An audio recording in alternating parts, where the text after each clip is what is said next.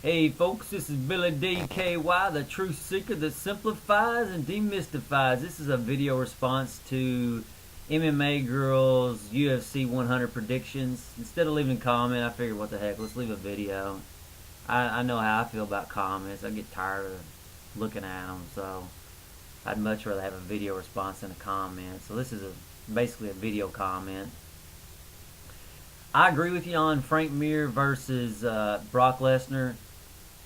And the reason I mean, obviously he already beat him, so I mean he's got the actual win over him. So plus I think he's got the psychological advantage of, if I whipped your ass once, I mean you come into a second fight, you may want to win, but you're still going to be scared you're going to get caught in something you don't see coming. But that's not really why I pick Frank Mir. If you look at all the champions in the UFC, let's just start with BJ Penn. Very intuitive guy. He doesn't really have a bad attitude, regardless of what you see on the the promos, all the hype, and him. I'm gonna kill you and all this. I mean, BJ Penn's really an easygoing, sweet guy if you really look at him. If you watch the Dana White blogs and watch it, I mean, he's a very sweet, easygoing, tries to get along. Those are the real winners in the fight game. The UFC started out being a bunch of punks. Then you got better athletes, and you got better athletes who had good attitudes. And then you go step up to George St. Pierre. You've heard Matt Hughes saying he's a sweetheart. I guess it was Matt Sarah said he was a sweetheart. And if you watch George St. Pierre, he is a sweetheart. He's a real, again, the best fighters are the easiest going, funny guys. They're not guys with bad attitude. Because what does a bad attitude do? It narrows your perspective. If you have a narrow perspective, you're going to get caught in so many things you can't even see it coming. Anderson Silva, I mean, what I've heard is, or what I've seen is, he's a really nice guy, likes to have fun, he likes to cut up, but, if you push his buttons, he's going to lay the hammer down on you. Again, I don't think he's necessarily a sweet guy, but he's definitely a, easygoing, blah, blah, blah. Then if you look at Machida, I mean, he's a pretty good guy. Seems like he doesn't really have a bad attitude. Then you get to the heavyweight division. And Brock Lesnar is a huge man. There's no doubt about it. He's a scary-looking man.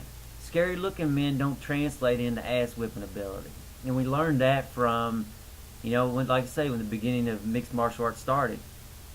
Badass-looking guys don't necessarily win. It ain't about how you look. It's how you fight. It's more about your spirit than it is about your physical physique. And what I've noticed is Frank Mir does have a big ego. However, he does have a lot of talent. He's probably a pretty easygoing guy. I've never met him, but just from what I've seen, that's what it looks. Brock Lesnar has a lot of spirit. He's big, he's quick, but he really has a bad attitude. And I think until Brock Lesnar overcomes that attitude, if Frank Mir don't beat him, there will be somebody else beat him because he's got too many holes in his game with the bad attitude. And don't get me wrong, I don't dislike the guy. I'm just pointing out what I see as mental weaknesses that's gonna hurt him in the fight game. Okay. Like I say, I agree with you. I think Frank Mir's going to win it.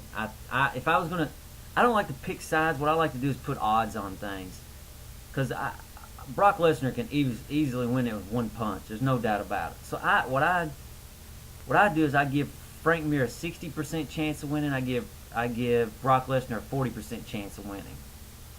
I've even a lot of people talk a lot of trash. I've actually put $5 on it with my cousin because he thinks Brock Lesnar's going to win because he's such a beast. So, I mean, I've got my money where my mouth is. Second, let's go to the second fight. George St. Pierre and Thiago Alves. I don't think Thiago Alves can win on the ground. I mean, he can obviously win, but I think that's not where he's going to have the advantage. I think George St. Pierre will out-wrestle him like he's out-wrestled everybody. He's on another level of wrestling. I think the guy could probably win an Olympic medal in it if he wanted to. Or at least he's at least good at it in MMA style wrestling. I don't think he wants to stand with him. I mean, I think he stands with him, he gets knocked. I think if he stands with him, he has the chance of getting knocked out. So if I was St. Pierre, and I know that St. Pierre's got a hell of a camp. He's got Greg Jackson down there who's, like I say, Genghis Khan of thinking, so he's going to have the best strategy possible to handle him.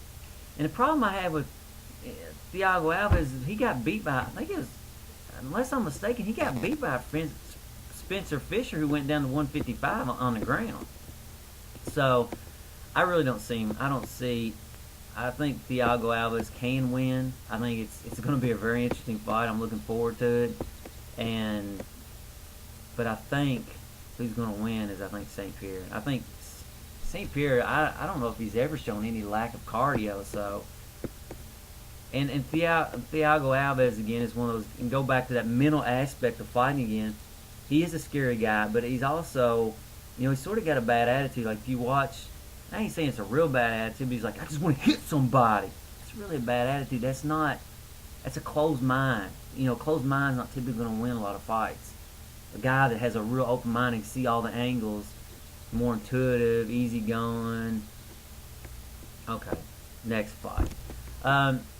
Dan Henderson and Michael Bisping. I've watched all their fights, and I've never really come away from a Bisping fight going, wow, man, that guy can really throw down.